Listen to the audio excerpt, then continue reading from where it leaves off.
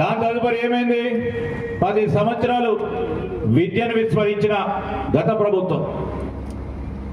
మళ్ళా మేము రాగానే నేను కానీ మా సోదరులు పొన్నం ప్రభాకర్ గారు కానీ ముఖ్యమంత్రి గారితో చర్చించి దానికి సంబంధించి ఒక ఇంజనీరింగ్ కళాశాల, దానికి సంబంధించి ఒక లా కళాశాలని మళ్ళా మన కరీంనగర్ యావత్ జిల్లా వాసులందరికీ కూడా ఇవ్వటం కూడా జరిగింది. అంటే ఒక ఆలోచన, ఒక దృక్పథం, ఒక లక్ష్యం. మేమేమో ఈ విధంగా ముందుకు తీసుకెళ్లే ప్రయత్నం చేస్తే అబద్ధాలు వేసి ఈరోజు దుష్ప్రచారం చేస్తూ